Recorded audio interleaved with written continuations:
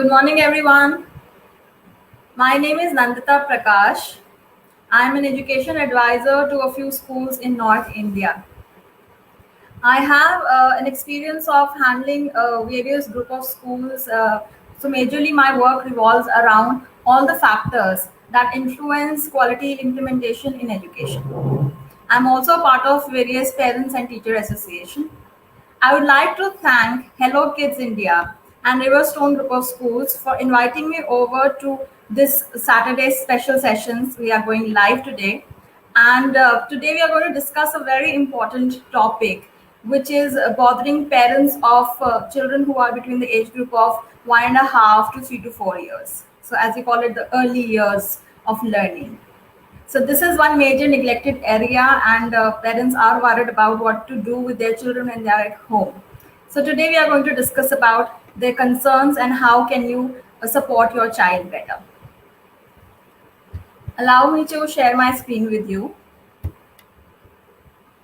During the session, if there is any question that occurs to you, there is a comment window on your right side. You can put your concerns there, your questions there, and by the end of the session, we would like to address all the questions.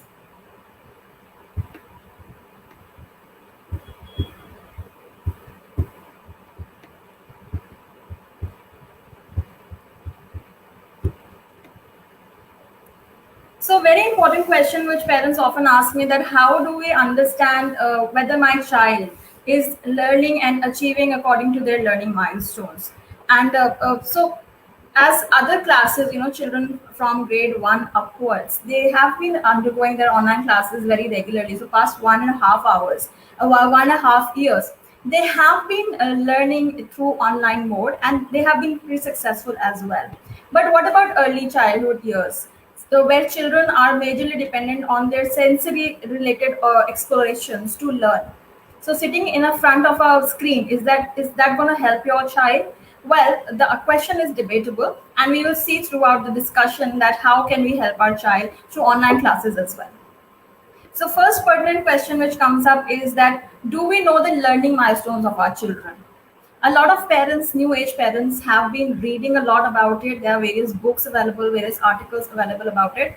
But you and I, we both know that whatever goes in theory, it's very difficult to put it into practice.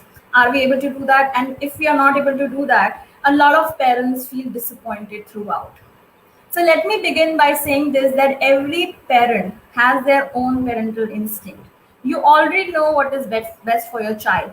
Trust that instinct and then start applying the knowledge that you are gaining from all the other resources.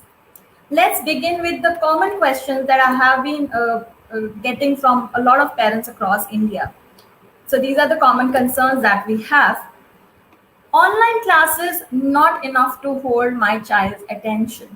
Yes, because children of this age have an attention span of 5 minutes. So sitting in front of a screen, 5 minutes is good enough for them. But if they are sitting longer than that, then that's a very good situation for you. But what to do in case the child doesn't want to sit in front of the screen? Next question. Child doesn't sit for long and focus in the class. Yes, as I said, that the sensory engagement is missing. So you would often, I do a lot of classroom observations when the teachers are taking classes, and I see children making faces, jumping wherever they're sitting, running around, and then looking at other children. So I see that need that they have of kinesthetic involvement. Too much time is spent on playing. So when a child would go to a preschool, otherwise they would be engaged there for 2 to 3 hours, and then traveling time, including everything, it's around 4 to 5 hours. Then the child comes back home, is tired, eats food, sleeps, and then wakes up in the evening with new fresh energy. So the playtime that they get at home is usually 2 to 3 hours. But right now, because they're in the comfort zone of their house, the playtime has definitely increased. Now, it is not about the playtime, but it is about how constructively are you using that playtime that matters. Not using online class as it damages my child's eyes. Now, this is again debatable, because whatever time the online classes are happening, that much screen time, it would not damage your child's eyes. But in case if the child is again using screen time after that, definitely that's an add-on. So that can increase from 2 hours to 4 hours in some cases, and that's damaging. Child's learning and growth is getting hampered. Yes, I completely agree with it, but I also know that if we focus all our resources and the best ways of teaching them at home can also be very productive. My child is not learning anything. Now that is again debatable. No, the child, it's not that the child is not learning anything. The child at this age is so receptive to every information around them that they keep picking up information, whether through the mode of internet or through television or through your talks. So the child is continuously receiving behavior, they are receiving the way you talk, they are receiving languages, various words. So it's not that the child is not learning anything. They haven't stopped learning. Now, there is a simple way to identify. Of course, most of the parents are not like the teachers are pretty much trained to know the learning milestones of children, and that's how they design the curriculum and implementation and observe the child's growth as well. But of course, it is not possible for every parent to undergo that kind of a strenuous training to deliver that at home. But you also don't really need to. Here are some quick milestone checks in the simplest way that I could have mentioned. I've written it here, and if you can put these questions to yourself and try to answer. If the child is able to deliver all that, is able to do all this, then definitely the child is achieving their learning milestone. Let's see. Is your child able to sit, jump, skip, run, use stairs up and down, balance on one leg, shifts balance from one leg to another? Now we are talking about an age group of 1 year, 10 months, 2, 3, 3.5 years. Is your child able to grab objects with full grip, shift from one hand to another, hold a thick crayon or a pencil, shows proper hand movement, wrist, elbow, and shoulder movement, understands your commands and follows?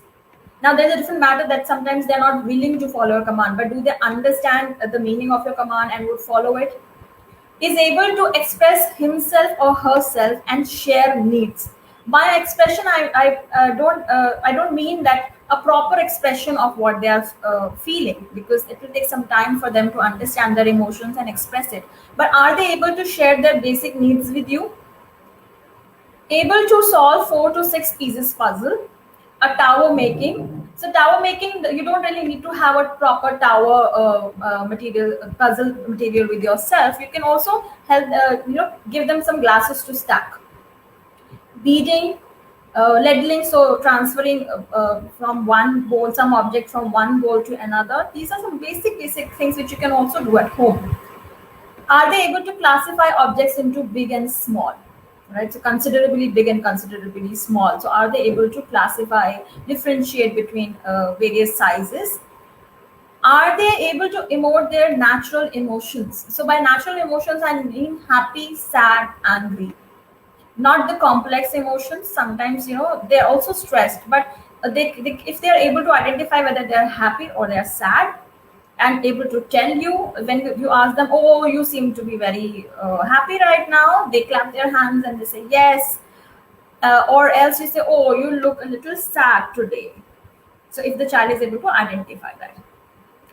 Are they able to express with colors and paints? So children, they love coloring and painting. So this could be crayon, this could be watercolor, this could be acrylic colors. So are these children enjoying coloring? Because for them it's an expression. Messing up on a piece of paper is an expression. Are they able to freely do that? Are they able to talk to relatives or friends on phone? So whenever you call them, please talk to Nanaji, please talk to your grandfather. Are they able to do that freely, or are they a little reluctant? Are they becoming a little reserved in that area? That you have to focus on. Is able to play games such as scavenger hunts, hurdle at home. So creating hurdle at home is a very simple task. You use your pillows, cushions, throw some bed sheets around, and ask the child to cross the hurdle. So it is going to be a very constructive and creative game for the child's engagement, not just cognitive, but also for the gross motor skills, for the kinesthetic engagement as well. So you can also put some target to the activity, so that you can make it cognitive in its nature. So let's see. A lot of discussions have been happening around online classes. Some people, completely shut them away by saying that online classes for preschoolers is a sham. It is just not possible, right? But there is, because people, a lot of experts have been across the world, have been talking about it, have been working towards it. So the research very clearly says that online class at this age is very important, because that is the only window that the child has towards the outside world, towards other children of the same age group. Now they may or may not have a sibling at home, but when they see children of their own age on that screen, that's the interaction time that they are getting. That is the only window that they have towards the world outside, and they also see other children of the same age behaving the way they are behaving. This makes them understand that this is normal. They are able to accept the fact that children of my age are also sitting in their homes, and they are also learning, listening to the teacher, playing along. So this gives them an open window to the possibility. Secondly, this is the only way of, so firstly, this is the only way of social interaction right now. If you see, the teachers are continuously interacting with children even during online classes. She's taking names, she's asking children to respond, to talk to each other, to express themselves. So, and when it is happening with other children, children get encouraged. When they see other children talking, they also want to talk. So if the child at all is becoming a little withdrawn, probably this kind of an encouragement is needed. Secondly, the teachers. See, whatever a parent can do in 4 hours, the teacher with her specialty can do it in 1 hour. Because the kind of planning that they do, the kind of activities that they are planning right now, is keeping in mind the child's learning growth and positive engagement. Coming to the next part, now when I say self-discipline, it's a must for everyone. It is not just must for children, but also must for you.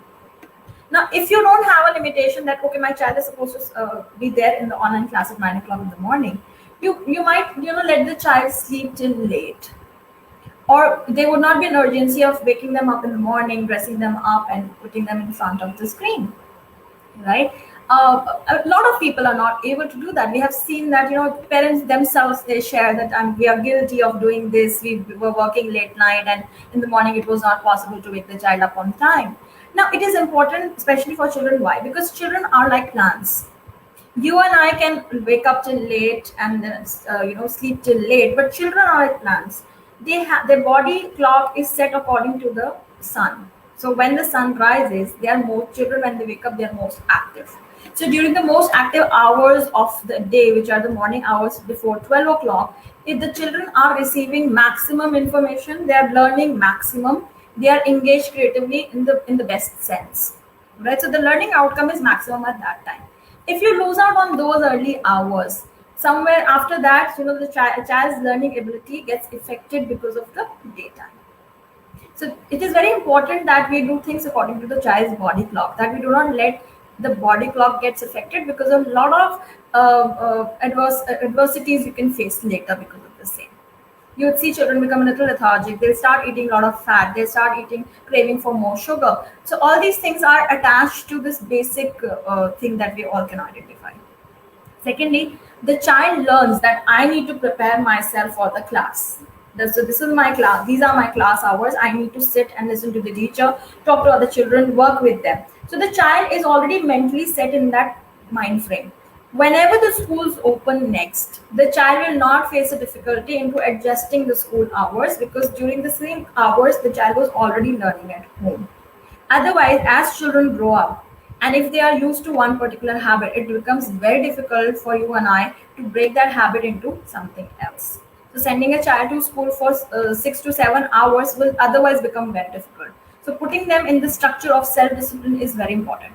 Also, you can, along with this, you can also guide your child by involving the child in various activities which is related to the child herself or himself. So I'll just quickly tell you a few things that you can do with your child without you having to do any extra effort. Let's see. Most importantly, the first important thing is trust your child. They may be young, but they are brilliant. They are very smart. They are receiving every information that you give them. Believe you me, they are more sensible than we think they are. And that's why I always tell parents to treat your children like you would treat an adult. Respect them, give them importance, give them responsibilities. And how do we start that? By doing things together. So whatever you may be doing, if you're reading a newspaper, give one paper to the child and say, okay, read it. Try to see what is there. See a picture. Tell me what do you understand from looking at this paper. Let the child see various advertisements. Let the child tell his or her own interpretation. So simple activity of newspaper reading can become very interesting.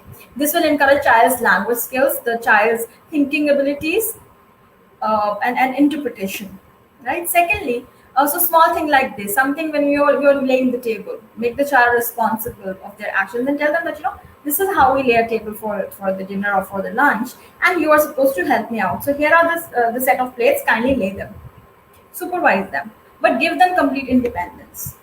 Give them responsibility that okay, this is what you're supposed to do. You're supposed to fill up the bottles and put them in the refrigerator. So you're responsible. We are depending on you. If you don't fill up the bottles, we'll have no water to drink. So let them take that small responsibility. And once you have assigned them these small little tasks here and there, work along. Always keep focusing on what the child is doing next.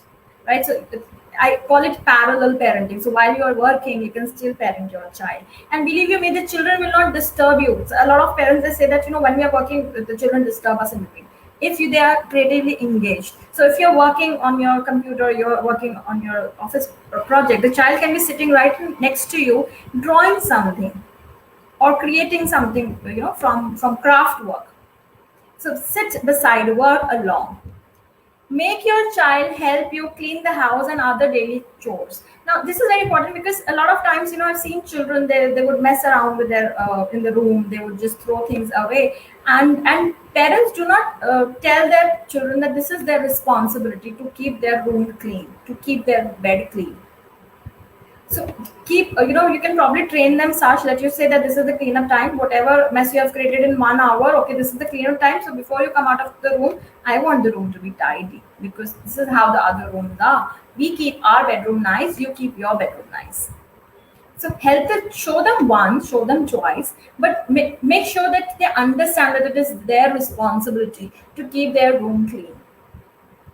Similarly, making bed, folding laundry, all these things, peeling fruits and vegetables along. So these things will not just encourage the child to get involved in the household work, get self-discipline, but most importantly, all these activities engage their sensories.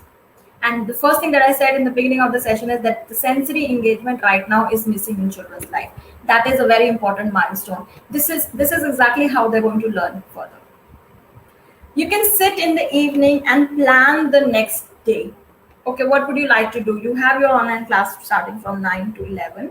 After that, what would you like to do? You would like to take a break? Yes, I would like to take a break for half an hour. Okay, after that, what would you like to do? Which I would say I would like to watch cartoon. You can always suggest that, okay, would you like to watch a cartoon? Or would you like mama to read you a lovely story?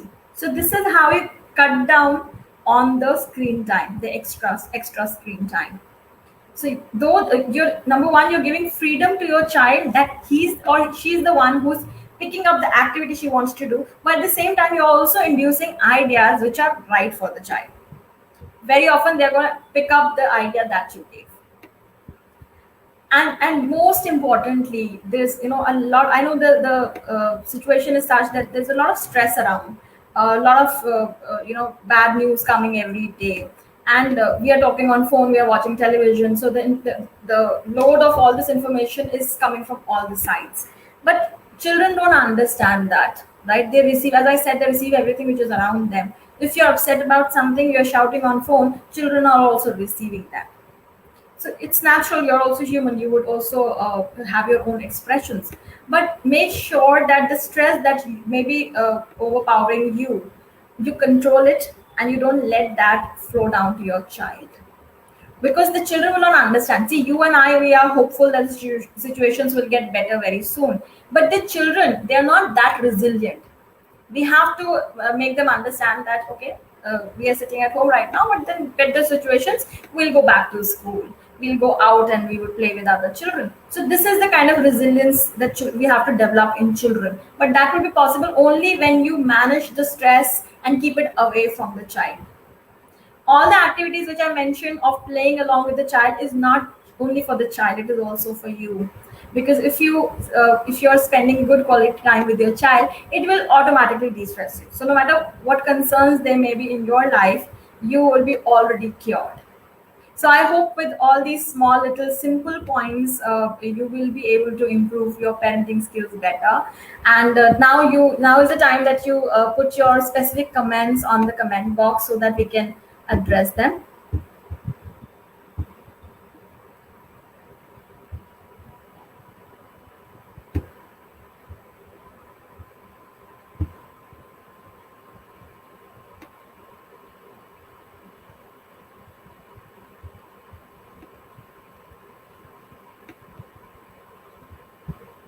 Hello everyone in the comment box.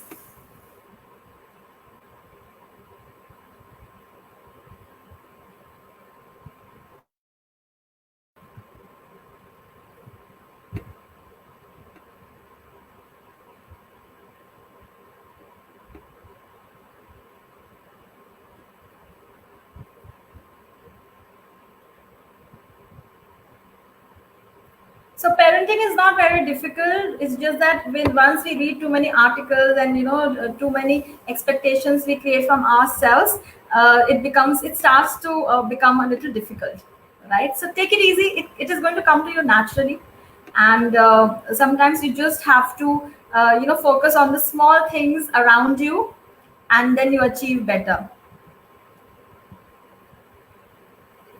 So I hope this brings some positivity around teaching kids, early years kids at home.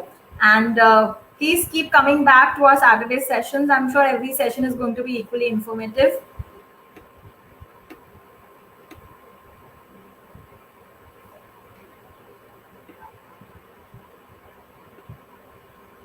Thanks a lot for finding out time on a Saturday afternoon to be with us.